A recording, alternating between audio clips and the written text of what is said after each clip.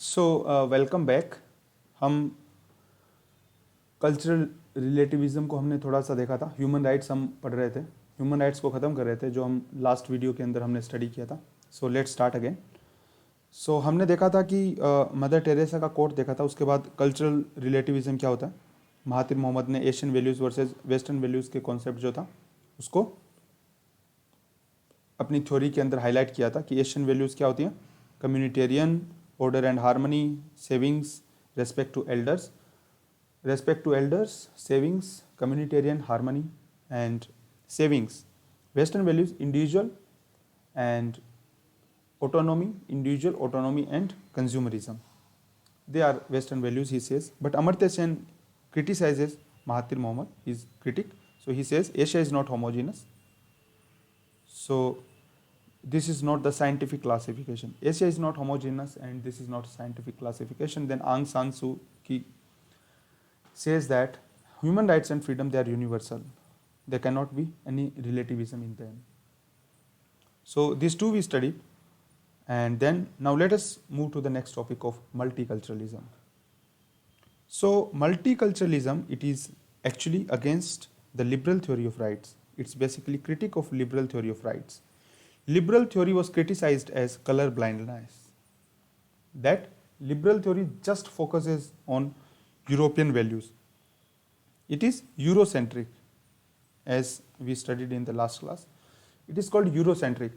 So this is color blindness. Eurocentric theories are color blindness. So what multiculturalism brings is the protection of minority rights. And what are minorities as per international law? International law says that non-dominant section of any population is called minority. Non-dominant section of any population is called minority. Australia, Canada, they are even declared to be the multicultural countries. And if we see Indian Constitution is the first constitution in the world, friends, which give recognition to multicultural citizenship. How? Because in Indian Constitution, minority rights are protected under Fundamental Right, Article 25 to 29, and then 6th Schedule specifically protects the tribal cultural rights. 6th Schedule and Fundamental Rights 25 to 29. They are special provisions for multicultural citizenship, you can argue. And if you say the present context, the West is rolling back. In fact, these concepts of liberty and liberalism, all this might have been originated in the West, but at the present time West is rolling back. And what are the proofs? The proof is that debate in France over ban on veil or burqa, you can say, and then Bruce Power, there was a book that Surrender, Appeasing Islam, Sacrificing Freedom. So the theme of this book is the West is appeasing the Islam in name of liberty and multiculturalism, and it should not happen. So basically he argues against the minority rights, because he says that it is hampering and it is in a way twisting the American culture, and he says that it is a kind of surrender before Islam. So basically in West there is debate against multiculturalism at the present time, you can see, but after coming back after coming of the new president of United States, the Trump phenomena is on ban, otherwise it was taking a radical shape. But now that may have been checked to some extent, but still there are you can see in Germany there is rise of right. So wherever there is rise of right, there will be focus on culture, native culture, basically native culture, and wherever there will be focus on native culture, there will be backlash against minorities.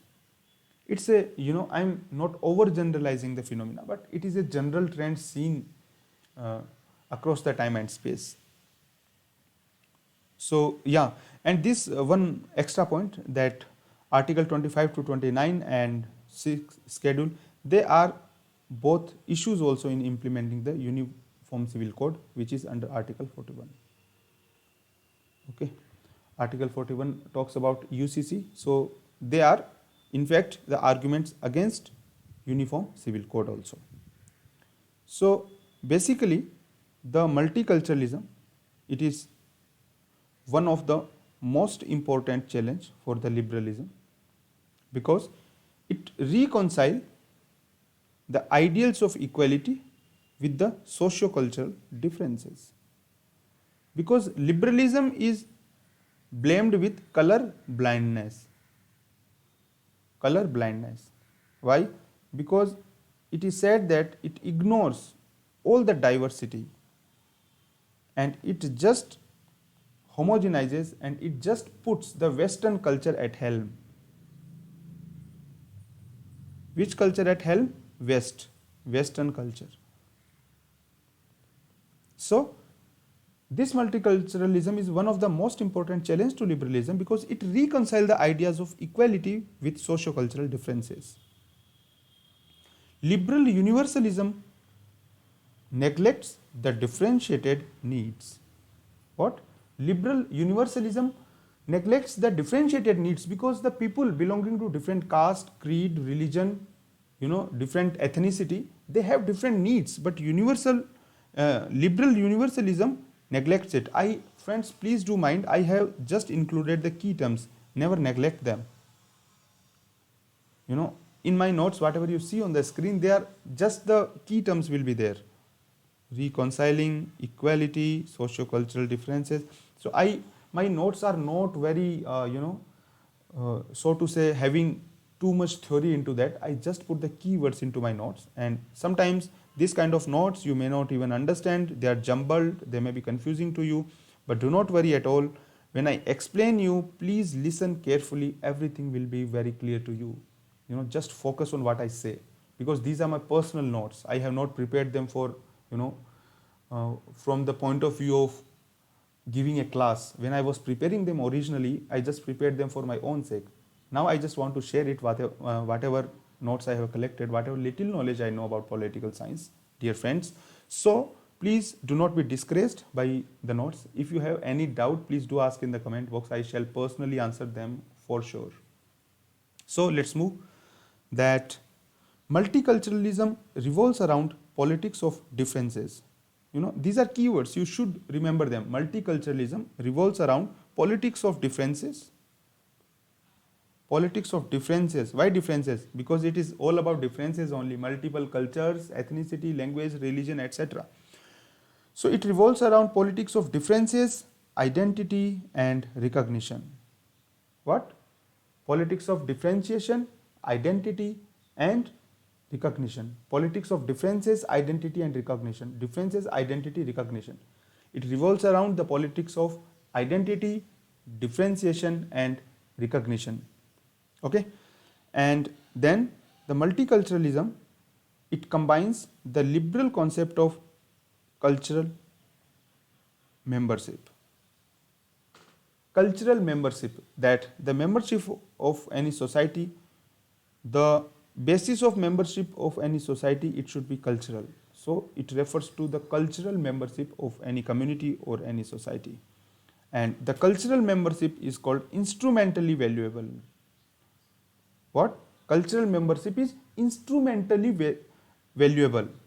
It is sine qua non. It is the prerequisite. It is the essential. It is the core for any person. Cultural membership is instrumentally valuable. And Will Kimlicka moves from instrumental value to egalitarian claims of cultural membership. So, the liberal concept is the concept of instrumentally valuable. Okay, that the liberal concept sort of gives the technical acceptability.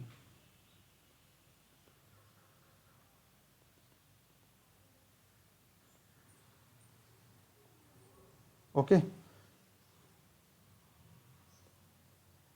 Personal autonomy, because liberal concept says the person should be personally autonomous.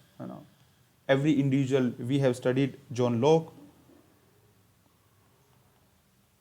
we have studied James Mill, and we have studied Hobbes also. So all these scholars, how they put focus on individualism, and this is also, liberalism, individualism, there is a lot of overlap between these. It is not that one ideology is completely isolated from the others. Utilitarianism, liberalism, they have lot of similarities. So liberal concept is basically the concept of personal autonomy. So the liberal concept of personal autonomy, and personal autonomy means the freedom of, as Indian Constitution fundamental right says, freedom of profession, propagation of any religion, practice, propagation of any religion. You can practice, you can, freedom of belief, faith, worship, all these things. So this is part of personal autonomy. And so this personal autonomy is combined with cultural membership, and that makes it, cultural membership is the instrumentally valuable for multiculturalism. And even Will Kimlicka even moves from the instrumental value to the egalitarian claims of cultural membership. Within the multiculturalism, there are different threads. So multiculturalism puts instrumental value to the cultural membership. Multiculturalism puts instrumental value to the cultural membership, and Will Kimlicka even moves from the instrumental value to the egalitarian claims of cultural membership. I hope that is clear. Let us see what Will Kimlicka says. So Will Kimlicka, in his book The Multicultural Citizenship, 1965, this is the book of Will Kimlicka, Multicultural Citizenship. You can see different, he just shows the different sort of people from different cultures with different details in language, in their attire. So Will Kimlicka's book, Multicultural Citizenship, he says that multiculturalism is logical next step to the liberalism. Isaiah Berlin, if you must be remember, he focuses on value pluralism. What is value pluralism? Value pluralism in ethics, it means that it is the idea that there are several values which may be equally correct and fundamental and yet in conflict with each other. What is value pluralism? Value pluralism means there can be several values. There can be several values which are equally correct and fundamental and yet in conflict with each other. Several values which are equally correct and fundamental. Several values which are equally correct and fundamental yet in conflict with each other. That is value pluralism. So Isaiah Berlin gives the concept of value pluralism, which is quite used, or you say which is quite in sync with the concept of multiculturalism. So the multiculturalism, Will Kimlicka says that it is the next logical step of liberalism. And Will Kimlicka advocates three sets of rights for the national minorities. What are the rights? The first one is polyethnic. The second one is special representation. And the third one is the special governance. Polyethnic means their cultural or ethnic rights. Cultural or ethnic rights. That people belonging to different cultures, they must be provided freedom to practice their sort of fundamental right in the Indian Constitution. It boils down to that. Polyethnic rights, more or less what we studied, fundamental rights from 25 to 29 and the 6th schedule of Indian Constitution. That is the classic example of Will Kimlicka's polyethnic rights. The second one is special representation. There should be the special representation in legislature, you say in the public sphere for minorities. So first one, polyethnic rights. The second one is special representation. The third one is special governance, because, and Schedule 6 is the very pertinent example. Schedule 6 of Indian Constitution is the very important example of special governance, that how the scheduled tribes, scheduled areas are provided with the different provisions.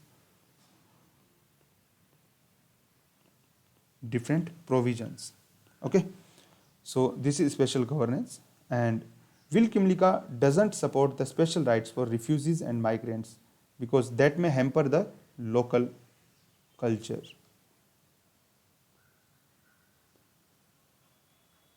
And that may hamper a country. So he supports the three set of rights: the polyethnic rights, the special representation, and the special governance rights for the minorities. So that's why we said here that Will Kimlicka, he moves from instrumental value to the egalitarian claims. He comes to the egalitarian concept. So that's what the multiculturalism of Isaiah Berlin is. We saw the concept, what is multiculturalism. It reconciles the ideals of equality with socio-cultural differences. Liberal universalism neglected the differentiated needs, and multiculturalism revolves around the politics of differences, identity, and recognition, and it gives the recognition for differentiated rights. And how Will Kimlicka says that what sort of rights should be provided to multicultural minorities, that is polyethnic, special representation, and special governance rights. And you must be knowing what is value pluralism. Isaiah Berlin gave it. And now we'll see the critique of multiculturalism of Isaiah Berlin. Will Kimlicka. So Bhikkhu Parekh, he says that he criticizes Will Kimlicka that even refugees and migrants, they have rights. You cannot ignore because Will Kimlicka says that there is no right for refugees and migrants. Bhikkhu Parekh says why? Because ultimately, if you see all the major present countries, they have a lot of part of population as migrants only. In fact, the land where these theories are being given, United States or the many of the European countries or the Western countries, even Australia is included in them. They are just the countries of migrants. The migrants only habited in those countries, and they only populated those countries. So Bhikkhu Parekh, he says that he criticizes Will Kimlicka's theory that even refugees and migrants should have right. So he says rethinking multiculturalism. This is work of Bhikkhu Parekh. In rethinking multiculturalism, he says that culture is part of identity, and he uses Mill's harm principle. For example, if one person is not harmed, then that freedom is all right. Mill's harm principle, self-regarding and others regarding. So in self-regarding sphere, there should be the polyethnic right should be provided to the minorities. So he uses the Mill's harm principle, and for example, allow wheel or scarf for the minorities. And because culture is part of identity, and even refugees and migrants, they also have culture. You cannot say that refugees should not have their culture or migrants should not have their culture. How you can rip off culture of a person from his or herself? That's core part of his or her identity. So until and unless his culture harms the other person's culture, it should be provided. And he challenges the Western idea. He says that why only Sunday is holiday? For Muslim, Friday should be holiday. And he argues in favor of dialogue among the civilizations.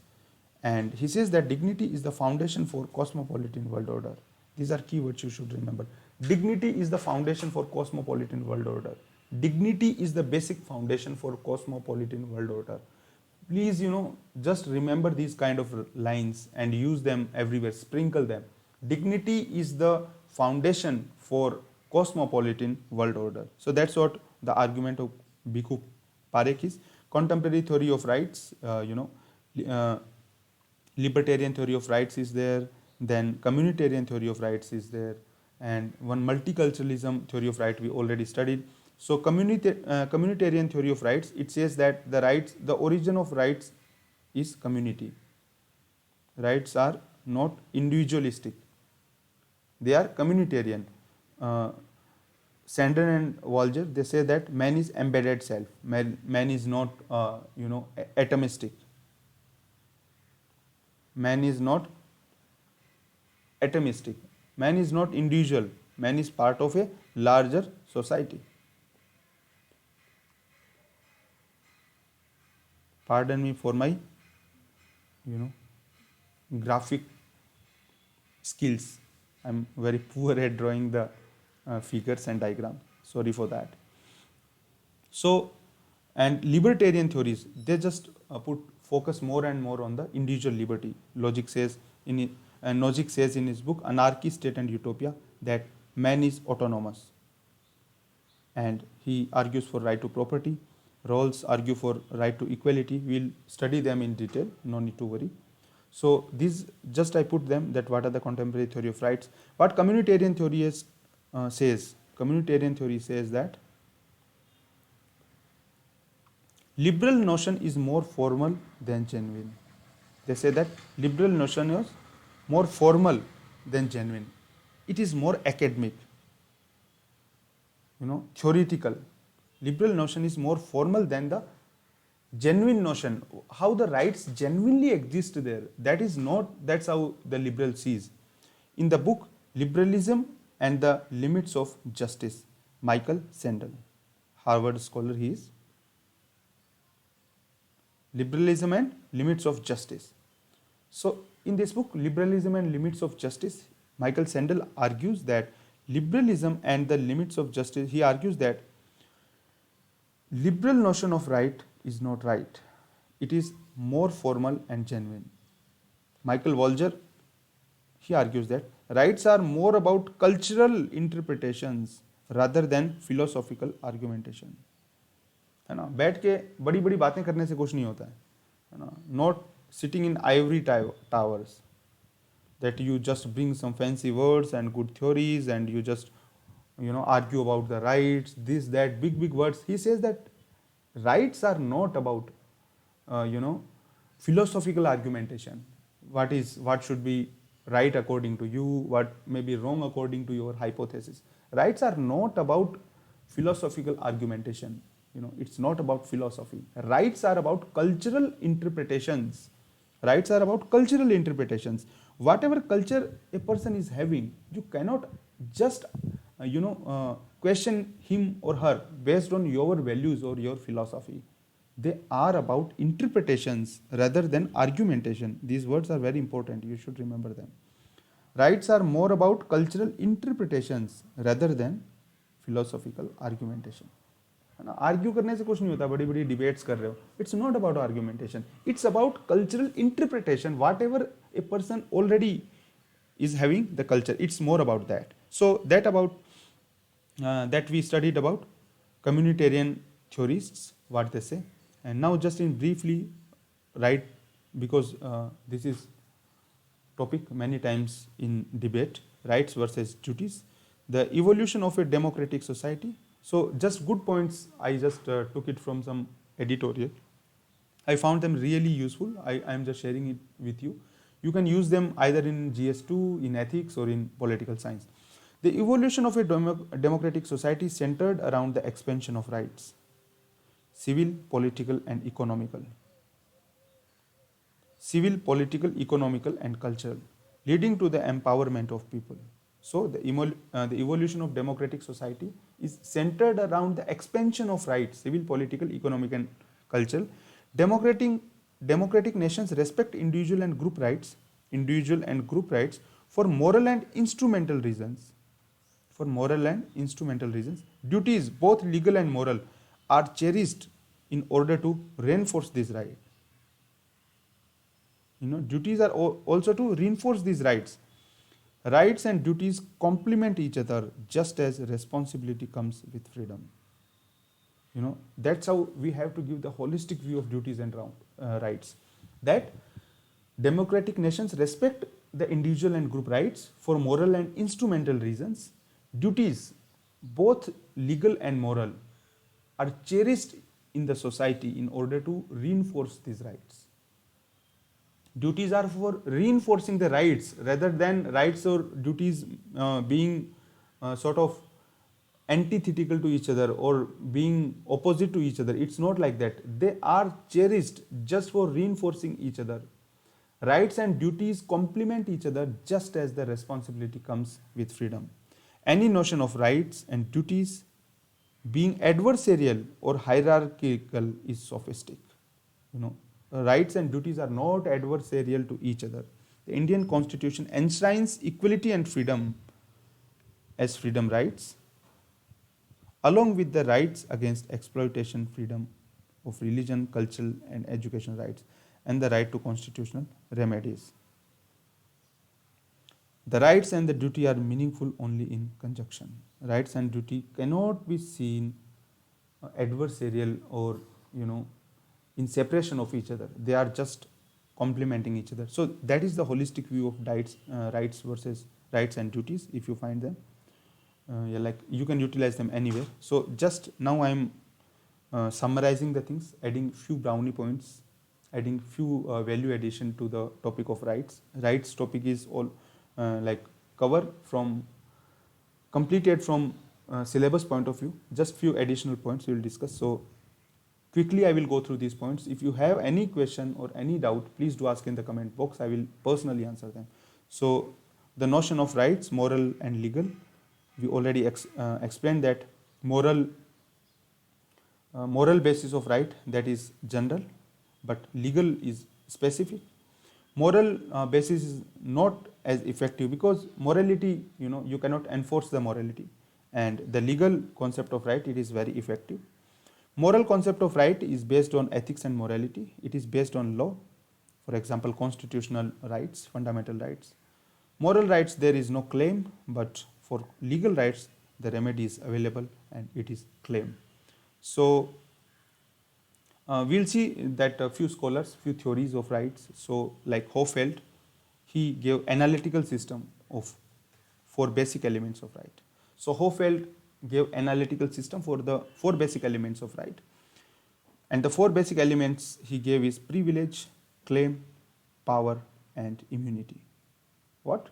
Privilege, claim, power and immunity. Privilege, claim, power and immunity. What are privilege? Privilege is there is no corresponding duty, and claim, there is corresponding duty. I will explain it with one example. For example, fundamental right. It is the right and it is the claim. Why it is the claim? Because if it is right of somebody, it is also the duty of state to provide this right. So for the claim, there is corresponding duty. Okay. So for claim, there is corresponding duty. Here in case of fundamental right, whose duty it is? It is the duty of the state. But in case of privilege, there is no corresponding duty. Okay. So privilege, there is no corresponding duty. In case of claim, there is corresponding duty. In case of power, there is, in case of power, a person who is having power, he or she can alter the authority of others. For example, institutions.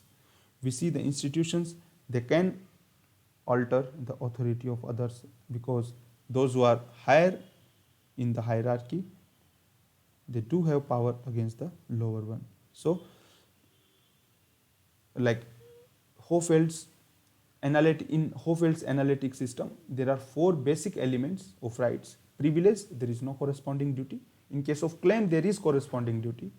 In case of power, it can be altered, and it can be the authority can be altered, and the power can alter the authority of others. And the last one is immunity. Immunity, like these both are opposite and these both are opposite to each other. Immunity is the other party cannot alter the authority. So this is the four basic elements. These are the four basic elements of the Hofeld's analytical system of rights. Hofeld's analytical system of rights, he gave four basic elements: privilege, claim, power, and immunity. Privilege, claim, power, and immunity.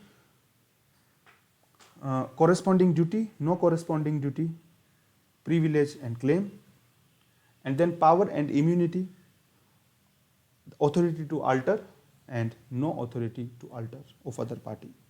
Now, in brief, we will see the will theory of H.L.A. Hart. The will theory of H.L.A. Hart, he says that right make a person sovereign in small sense. Sovereign in small sense. These are quite good phrases you can use. Will theory of H.L.A. Hart, sovereign in small sense. Why? Because it gives person control. No need to study them in detail, just for brownie points to sprinkle here and there. So very briefly we included them.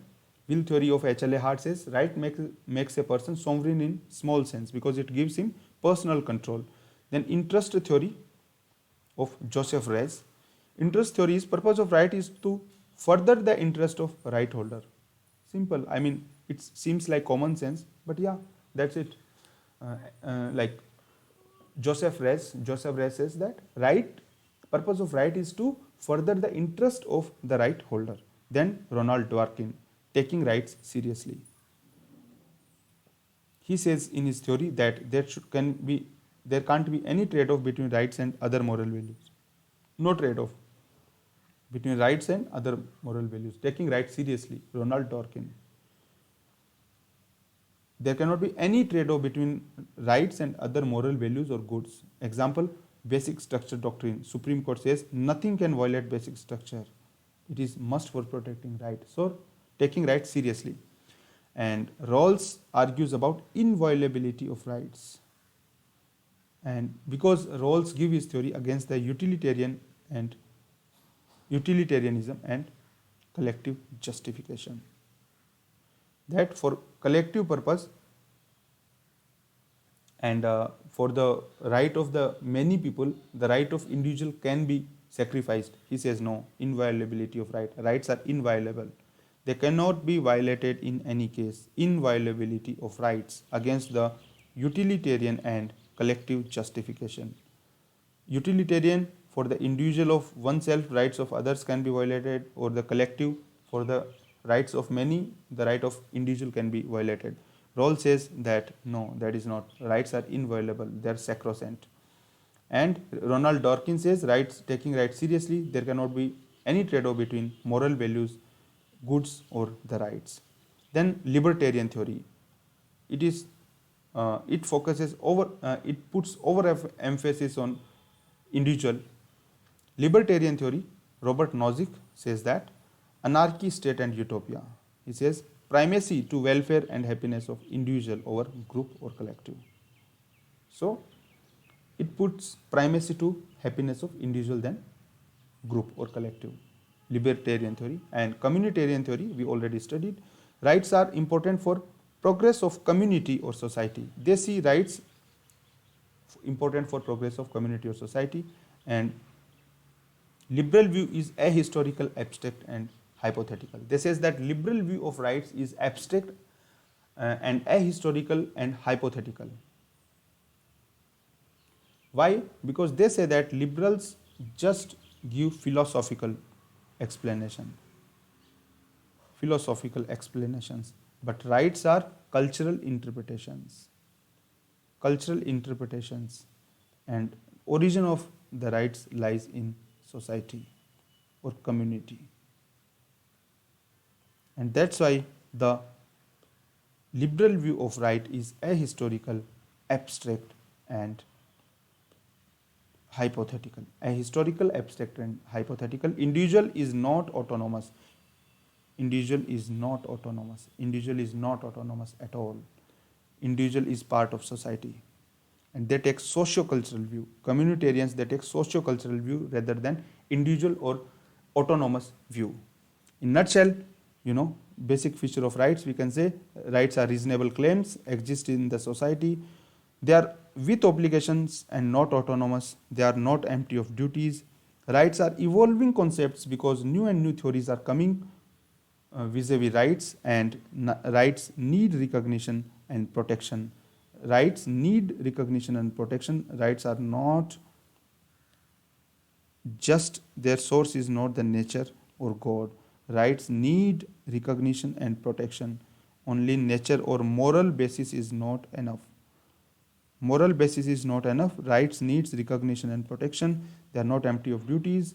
They are reasonable claims and they exist in society. They are not autonomous and with obligations. So this completes our topic of rights vis-a-vis syllabus of civil services. I hope that you really enjoyed the lecture and you grasp the nitty-gritties of the concept of rights. Still, if you do have any question, friends, please do ask in the comment box. I shall personally answer them for sure for you.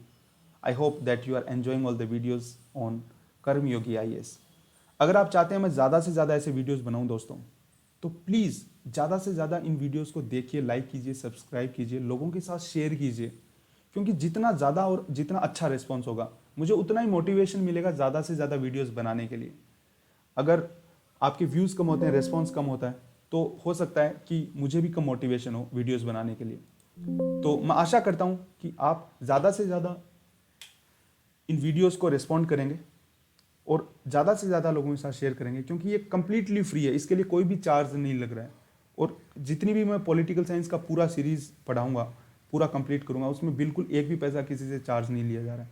So please ज़्यादा से ज़्यादा लोग जुड़िए और फ़ायदा उठाइए and let's make it happen, friends. Let's do it. Thank you so much for coming to Karma Yogi IAS once again, and we'll come back with the another videos. Thank you.